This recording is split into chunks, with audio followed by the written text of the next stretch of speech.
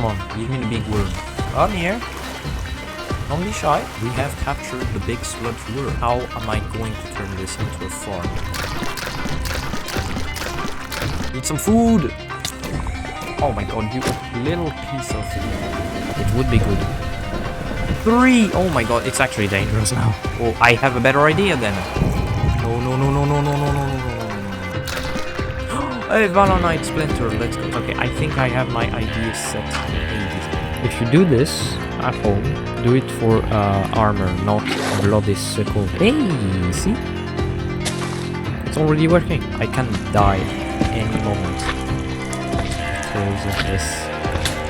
Oh my god, it broke my... I could have found so much more Valonite, probably safely because the stoker isn't even a common mob. This entire project is a fiasco. Maybe I should try it with trapdoors actually.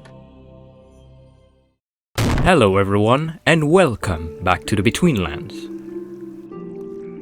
Oh, yeah. As you can guess, we are undergoing a format change on this channel. Not that it means the hardcore playthrough will die or some shit, but that I am progressively moving to narration rather than improvisation. Why, you ask? Well, as you can imagine from the past iterations, I am quite bad at saying stuff in real time. And if you didn't notice, that's fine. It means I have managed to hide the malaise just enough for the content to be tolerable. Welcome everyone to the third episode of our vlog in St. Louis. Last time we unsuccessfully attempted to create a Valonite farm to cheese the game. Unfortunately for me, my prefrontal cortex is about the size of a cavefish and will resume to caving as a result. Okay, something tripped, it's definitely here. But in today's episode I bring some good news. As it turns out, all we have to do is replace the upper slabs of my contraption in order for the egg sacs to burst open like that in a facehugger. Adding some trapdoors to the front and barriers in the corners totally prevent the sludge worms from being a threat. After fixing my mistakes, we can finally play the game the proper way.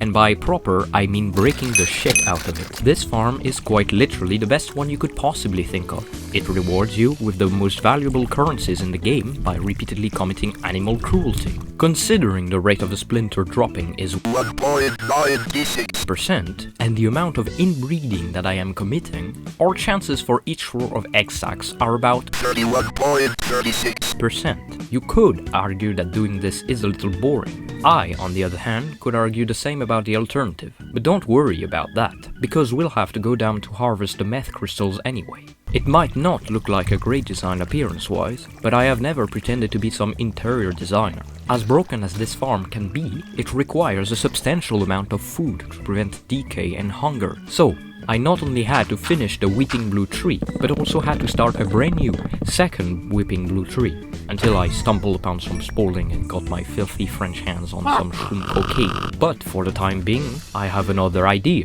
Seeing as I will need to satiate my hunger, I started to prepare the fundamentals for Harbor. And just like our farm over there, the prerequisite is animal cruelty, as we snatch a lizard from its natural habitat in order to forcibly feed it some unedible plants. By the way, in case you didn't know, you don't have to wait until it recovers from the experiment. You can just break it out of its cage and pop it right back inside, with no consequences. Just don't tell Valid. Take out your notebooks everybody, because it's time for the hairblock class. Because let us be honest for a second, who remembers what the aspect shenanigans are? I don't, and I can't hear you anyway. What we are aiming for in this class is the feasting elixir, which requires Selawin, Ordinus, and Yeowin. The reason this could prove difficult to acquire is the following. World seeds generate their own repartition of aspects across the flora. Despite that, I thought to myself that nettle would be a good candidate, since nettle soup in real life is a very good diet for the stomach. And quite fittingly, the first aspect we discovered was Myris, followed by Selawin. Following this, my other intuition directed me to some mushrooms, and as it turns out, I was correct. Both of them contained a snippet of Ordinus and Yeowin, but that was not enough. So I ventured to the nearby marsh biome located 4 feet away from my base, and found many things. Unfortunately for me, I have the ability to get lost in the volume of a glass of water, so I had to use my Boing Wayfinder. Following our little expedition, we find out that our best resources available are the March Hibiscus, Soft Rush and Bottlebrush grass, with the highest concentration of Yowin, Phragmites for Ordinus, and the Aro Arum with enough Selawin to cause gastroenteritis. With that said, I've had enough chemistry class for the day and went back to collecting Valonite splinters from the worms, where we collected a dismal 3. The main issue that I am facing currently, both for the playthrough and the video, is that the process is a little linear, let's say. Each plantation of Weeping Blue, Dotted Fungi, and Swamp Reed for compost requires monitoring, and there's not much to be said aside from God, I can't wait to have infusions. The only thing I can mention is that you are better off using Weeping Blue salads for decay and Dotted Fungi for saturation. Aside from that, we collected an additional 3, which allows us to craft our 5th Valonite shard, and then another 3. At some point I got tired of stepping up my game and fucked off into the wilderness to get fireflies and bark to craft lanterns. But the game quickly reacted by drenching me under a yota-liter of dog water, to which I responded by retreating to my base, only to find out that a sludge worm had come to free his brothers. After the rain stopped, I resumed to my routine, planted some lampposts, and started down the path of making both an infuser and an alembic by assassinating a rubber tree. You might be thinking that I'm getting productive in this episode, at least I did, but the game definitely felt like I was, and so this happened.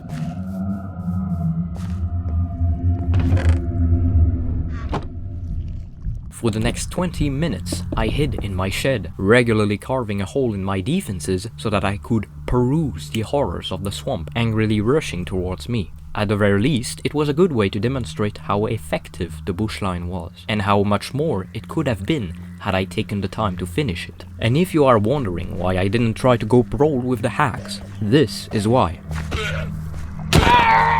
We even had a critical Eternal spawning at some point, which I reasonably decided to investigate. After the apocalypse had stopped, I used my farm to get a staggering 10 splinters. Also, despite the blood sky, I was able to craft my alembic and infuser, and so decided to test them out. The way infusing usually works is that you place your grounded items in an infuser to infuse them. What happens from there depends on if you had a valid combination or pilk. In the first case, you get an infusion after filtering it through the alembic, which corresponds to the ingredients you mixed. The other result, where you fail at making an infusion, gives you a liquid that you can then distill in the alembic in order to scavenge the individual aspects. In our circumstances, I wanted to separate our ingredients in order to maximize the potency of our feasting elixir.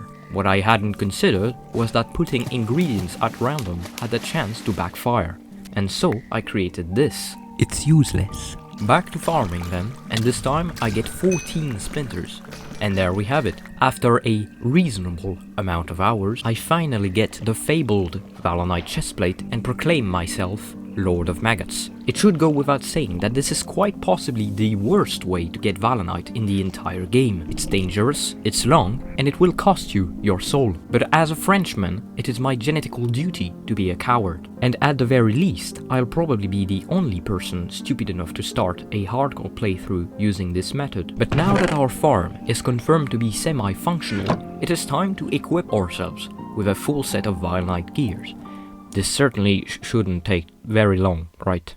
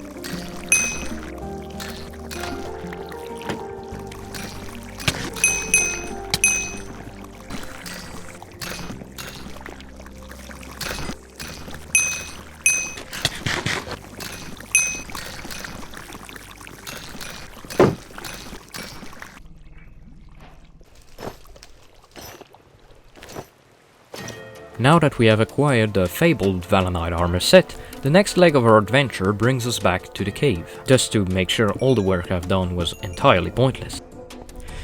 Oh goddammit, can you not? Okay.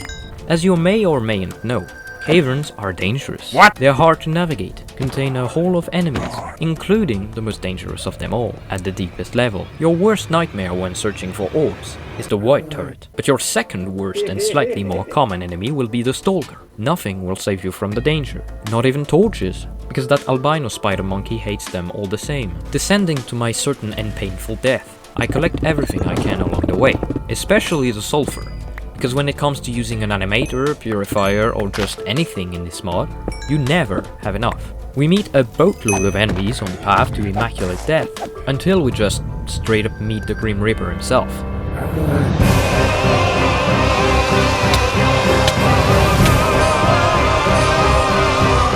Now, how the hell am I supposed to get out of this predicament? You might interrogate yourself. It's quite simple actually. Run away and pray. At least it worked this time. Fuck off! Investigating the caverns even further, we come across many, and I do mean many, ruins and urns. They often have some sweet loot. Oh, a spectre seed. Or some ropes. We also harvest quite a lot of scabbist and Valonite. God damn it, Valonite, more Valonite. But soon our little friend is coming for us. Oh my god. Something is nearby. Okay, There's usually a reliable way to deal with stalkers. And it involves baiting them with a torch so that you get the drop on them. Or you can just bamboozle them in third person. It starts to become very stressful knowing full well that you are watched and preyed upon. Oh, I see you, you piece of shit. So, I finally decide to actually deal with the stalker. God damn it. And then there's the mating call. Did I not mention the mating call? But it must have failed because the reinforcement was never to be seen. However, if there is one thing that this trip told me today, is that death always comes from where you least expect it.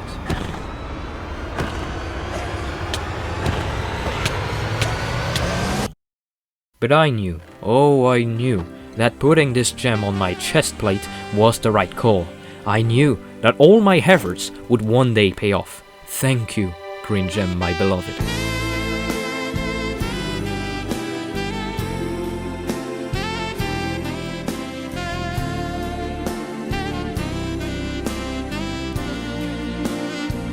Oh yeah, and we eventually found a life crystal. Oh my god. What? What? No! Swampland clearing. Oh my god, this has to be the scariest fucking thing I've witnessed. It took an hour. I would have liked to get another one for spares, but I think I'm going to settle for staying alive this time. Yo.